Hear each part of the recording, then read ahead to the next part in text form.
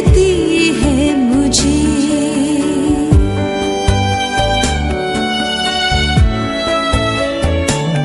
वो प्यारी सलीब दिखती है मुझे, पहाड़ पर खड़ी,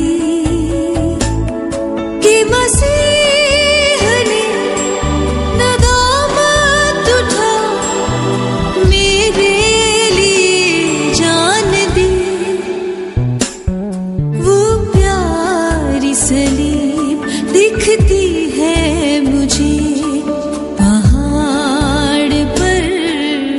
परमेश्वर के महान नाम की स्तुति एवं महिमा हो। एक नया दिन परमेश्वर ने हम सबके जीवन में जोड़ा है। हम परमेश्वर का धन्यवाद और स्तुति करें। सप्ताह का पहला दिन परमेश्वर का आराधना करने के लिए जब हम अपने आप को तैयार कर रहे हैं, तो आइए परमेश्वर का वचन से एक वचन हम पढ़ेंगे। यशायाह नबी की किताब और उसके 6 अध्याय उसके 6 और 7 वचन। तब एक शराब हाथ में अंगारा लिए हुए, जिससे अपने चिमटे से वेदी पर से उठा लिया था, मेरे पास उठकर आया। उसने उससे मेरे मुंह को छूकर कहा, दिख, इसने तेरे होठों को छू लिया है, इसलिए तेरा अधर्म दूर हो गया और तेरे पाप क्षमा हो गए। परमेश्वर का आराधना करने के लिए यशायाह नबी परमेश्वर के मंदिर में आ रहे हैं, तो वहां पर यशायाह के सामने स्वर्गीय आराधना का एक बहुत बड़ा दृश्य दिखाई जा रहा है। और उस स्वर्गीय दर्शन को देखकर, परमेश्वर की महिमा को उस मंदिर में देखकर यशायाह नबी ये कह रहा है, हे परमेश्वर सेनाओं के यहोवा राजाधिराजा, आपका आराधना करने के लिए मैं योग्य नहीं हूँ, क्योंकि मैं अशुद्ध होठों वाला मनुष्य हूँ। वो अपने आप को असहाय महसूस कर रहा है। मैं इस परम प्रधान परमेश्वर का आराधना मैं नहीं कर सकता, क्योंकि मैं एक पापी मनुष्य हूँ। और उसका पाप को दूर करने के लिए परमेश्वर की ओर से उपाय के बारे में हम 6-7 वचन में पढ़ते हैं कि परमेश्वर ने उस मंदिर के वेदी से एक अंगारा चिमटे से लेकर उसके होठों को छू लेता है, जिसके द्वारा कहता है, यशायाह तेरे पाप का क्षमा हो गया है। तो जब परमेश्वर ने उस अंगारा उसके होठों पर रखा था, तो जरूर उस यशायाह नबी को बड़ी दर्द का सामना करना पड़ा होगा। तो प्रियो, परमेश्वर का वचन के अनुसार पाप का क्षमा आसान नहीं होता।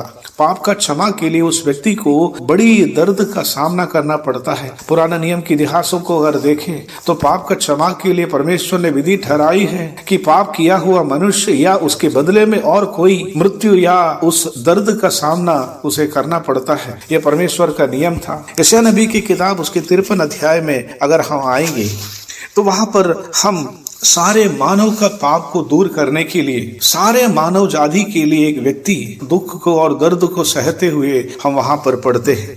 और प्रभु यीशु मसीह के बारे में भविष्यवाणी करते हुए उस किताब में, उस अध्याय में इस प्रकार पढ़ते हैं, उसके 4-5 वचन में, निश्चय उसने हमारे रोगों को सह लिया और हमारे ही दुखों को उठा लिया, तो भी हमने उसे परमेश्वर का मारा कूटा और दुर्दशा में पड़ा हुआ समझा। 5 वचन, परंतु वो हमारे ही अपराधों के कारण घायल किया गया, वो हमारे अधर्मों के कारण कुचला गया, हमारे ही शांति के लिए उस पर ताड़ना पड़ी और उसके खोड़े खाने से हम चंगे हो गए हैं। 3 प्रकार के शब्द उस 5 वचन में है। हमारे कारण घायल किया गया, हमारे लिए कुचला गया और हमारे लिए ताड़ना पड़ी। प्रियो, उस यीशु मसीह को अगर हम देखें, वो इस संसार में मेरे लिए और आपके लिए जब आया, और बाइबल बताती है कि उसने हमारे लिए इस दुनिया का सबसे दर्दनाक मृत्यु को सहा। मेरे लिए और आपके लिए हमारी दर्दों को, वेदनाओं को उन्होंने अपने ऊपर ले लिया। हमारे लिए वो घायल किया गया। यीशु मसीह को अगर देखें, तो प्रभु यीशु मसीह के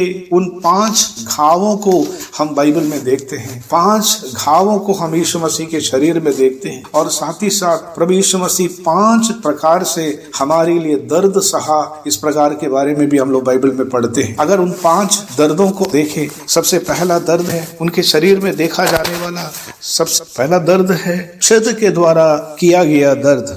और हम लोग मत्ती रचित समाचार 27 के 30 में हम लोग पढ़ते हैं, वही सरकंडे लेकर उसके सिर पर मारने लगा और लाठी के द्वारा उसके सिर पर, उसके शरीर पर जो छद दिया गया था, वो छद वाला दर्द हम पहला दर्द के रूप में मान सकते हैं। दूसरा दर्द है मर्दित वाला दर्द। अगर हम बाइबल में देखें तो हम जान सकते हैं प्रभु यीशु मसीह कोड़े लाकर पिलातुस ने उसे भेजने के लिए चाहा, उन पर 39 कोड़े लगाए गए। हम पहला पत्रस 2 अध्याय 24 में पढ़ते हैं, उसी के मार खाने से हम चंगे हो गए हैं। पहला दर्द अगर छद वाला दर्द है, तो दूसरा दर्द मर्दित वाला दर्द। और तीसरा दर्द के बारे में हम लोग पढ़ते हैं, और उसके सिर पर कांटों का ताज पहनाकर उसे भेदने वाला दर्द दिया है। मत्ती समाचार 27 का 29 में हम लोग पढ़ते हैं। इजराइल प्रदेशों में जो कांटे पाए जाते हैं और कहा जाता है लगभग 6 इंची लंबा लंबा कांटे होते हैं, उस प्रकार की कांटे उसके सिर पर रखकर और उसको जब मारा, वो कितने बड़े दर्द से उसे गुजरना पड़ा होगा, हम उसका अंदाजा भी नहीं लगा सकता है। चौथा हम पढ़ते हैं छिद्रित करने वाला दर्द। वो है जब उसके हाथ और पाँव में कीलों से जब ठोक दिए गए थे तो उसके शरीर को छिद्रित किया गया। और अंतिम दर्द जो हम लोग पढ़ते हैं, चीरा लगाने के द्वारा होने वाला दर्द। प्रभु यीशु मसीह के पंजर पर भाले से छेद कर चीर कर उसको चीरा करने वाला दर्द उसे प्रदान किया। इस प्रकार का 5 प्रकार के दर्द के द्वारा प्रभु यीशु मसीह को गुजरना पड़ा। बाइबल बताती है कि हमारे ही दुखों को उसने उठा लिया। उस अनंतकाल के नरक में जिस पीड़ा, जिस दर्द हमें सहना था, जो हाय हाय हमें चिल्लाना था, उस दर्द से हमें छुड़ाने के लिए प्रभु यीशु मसीह उस कालवरी सूली पर मेरे लिए और आपके लिए उस दर्द को सह लिया। वो हमारे लिए वो घायल किया गया, हमारे लिए उस पर ताड़ना पड़ी। आज जब हम उस प्रभु यीशु मसीह का द्वारा पिता का आराधना करने के लिए जब उनकी उपस्थिति में जाते हैं, उनके घावों की ओर हम देखें। C.S. स्पर्जन ने इस प्रकार बताया, हम जब स्वर्ग में जाएंगे तो वहां पर हमारे लिए सबसे बड़े आश्चर्य की विषय यही होगा कि उस वध किया गया मेमना के शरीरों में पाए जाने वाला उनके घावों का जो चिन्ह है, उस निशाना है, वो हम सबके लिए एक बहुत बड़े आश्चर्य के विषय होंगे। तो आइए इस संसार में रहकर और उसकी उस सुंदरता हम निहारे। जिस प्रकार यीशु मसीह ने मेरे लिए और आपके लिए कष्ट को सहा, दर्द को सहा, इतने तरह तरह की वेदनाओं से होकर के मेरे लिए और आपके लिए गुजरना पड़ा, और उस यीशु मसीह का प्रेम और उस यीशु मसीह का त्याग और हमारे बदले में उसने जो कुछ सहा है, उसके लिए हम उस प्रभु का धन्यवाद दें। परमेश्वर के नाम की स्तुति हो।